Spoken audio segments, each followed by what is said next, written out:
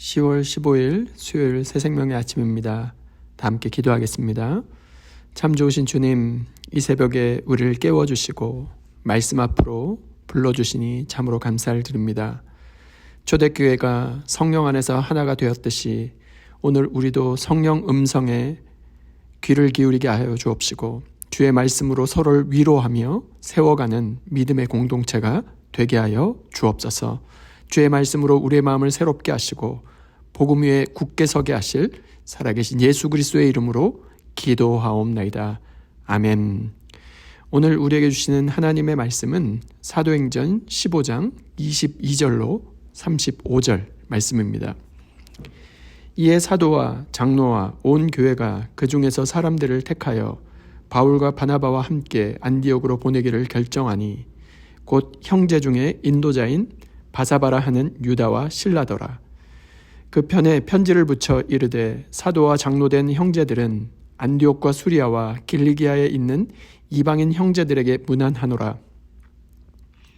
들은즉 우리 가운데서 어떤 사람들이 우리의 지시도 없이 나가서 말로 너희를 괴롭게 하고 마음을 혼란하게 한다 하기로 사람들을 택하여 우리 주 예수 그리스도의 이름을 위하여 생명을 아끼지 아니하는 자인 우리가 사랑하는 바나바와 바울과 함께 너희에게 보내기를 만장일치로 결정하였노라. 그리하여 유다와 실라를 보내니 그들도 이 일을 말로 전하니라. 성령과 우리는 이 요긴한 것들 외에는 아무 짐도 우리에게 지우지 아니하는 것이 옳은 줄 알았노니 우상의 제물과 피와 목매어 죽인 것과 음행을 멀리할지니라. 이에 스스로 삼가면 잘되리라 평안함을 원하노라 하였더라. 그들이 작별하고 안디옥에 내려가 무리를 모은 후에 편지를 전하니 읽고 그 위로한 말을 기뻐하더라.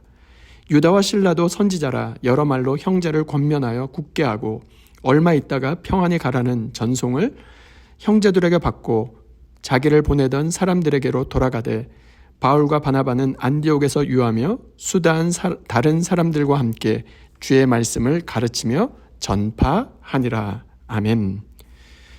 저는 오늘 이 본문으로 성령 안에서 하나가 되라는 제목으로 하나님의 말씀 증거하도록 하겠습니다. 교회는 완전한 사람들이 모인 곳이 아니라 불완전하지만 성령의 인도하심을 따라 성장해가는 공동체입니다.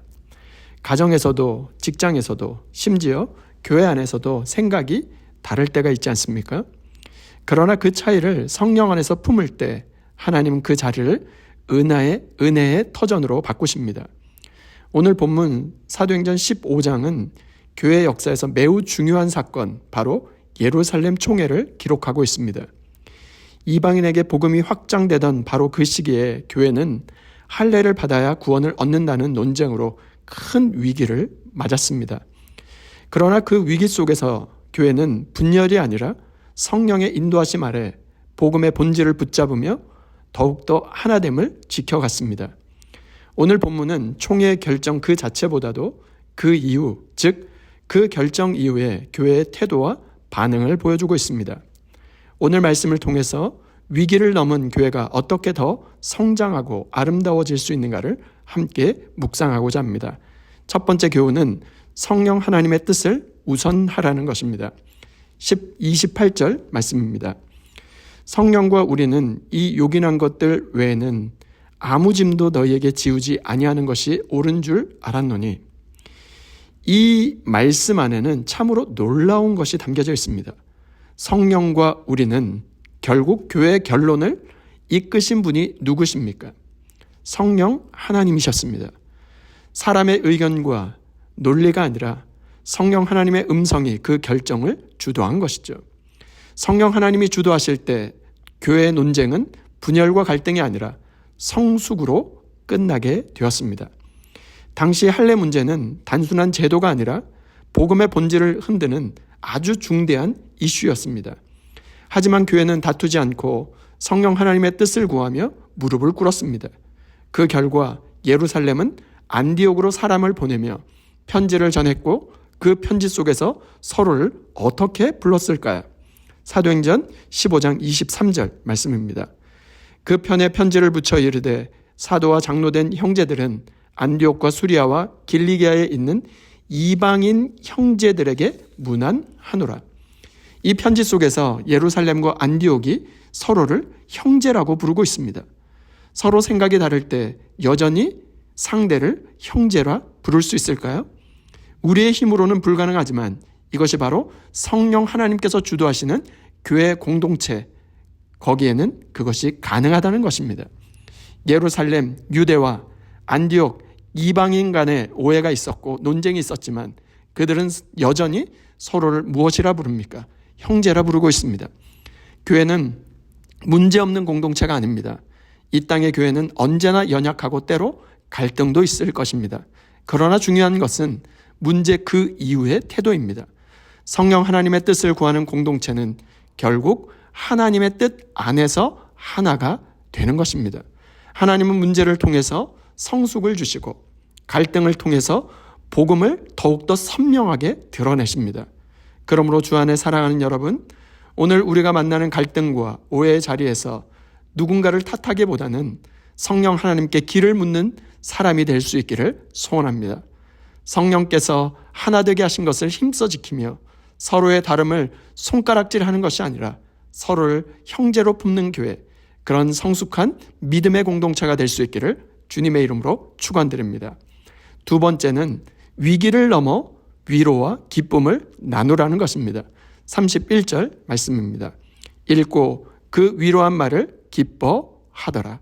총회가 끝난 뒤에 안디옥 교회는 예루살렘의 편지를 받아 읽었습니다. 그리고 그 편지를 통해서 위로와 기쁨을 얻었다고 말합니다. 이 얼마나 아름다운 장면입니까?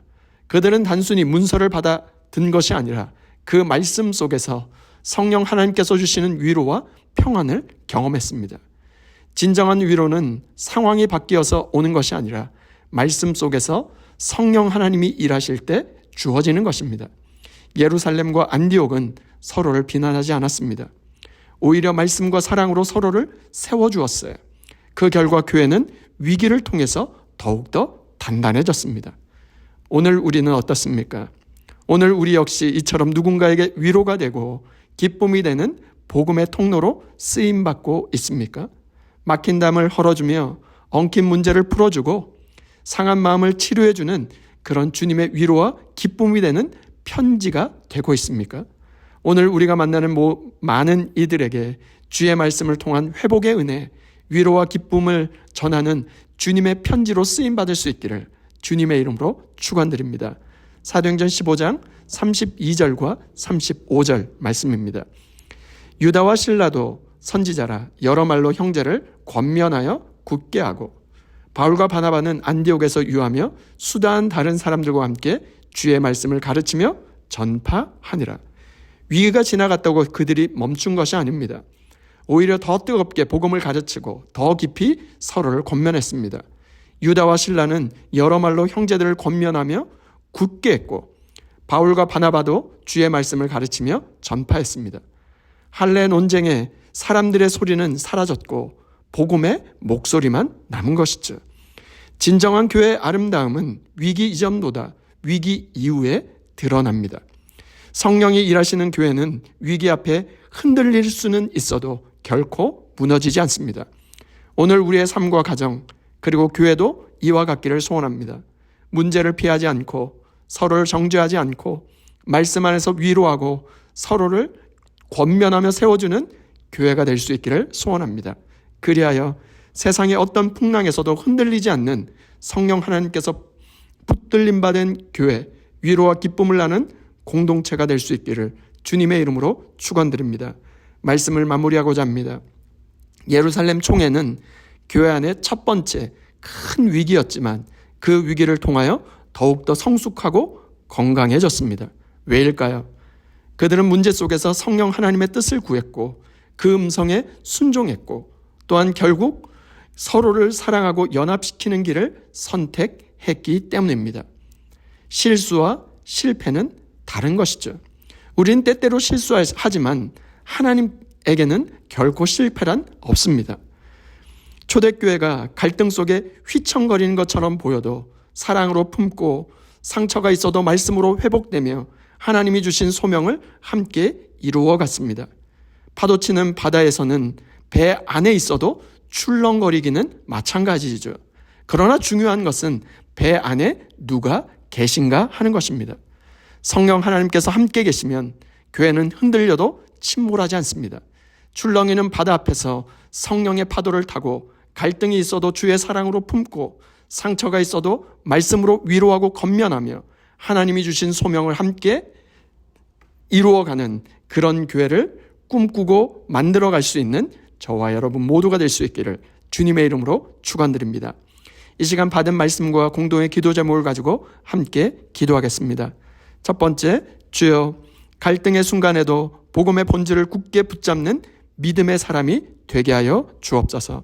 두 번째, 우리의 말과 삶이 누군가의 마음에 위로와 기쁨을 전하는 살아있는 복음의 편지가 되게 하여 주옵소서. 세 번째, 수요일은 선교를 놓고 기도하는 날입니다. 특별히 인도네시아 기숙사 건축을 위한 선교 펀드레이징이 이번 주일에 있을 텐데 이 선교 펀드레이징을 통해서 우리의 작은 헌신이 복음의 통로가 되게 하여 주옵시고 오직 하나님께만 영광 돌리게 하여 주옵소서. 공동의 기도 제목과 각자의 기도 제목을 주님께 올려드리며 함께 기도하겠습니다.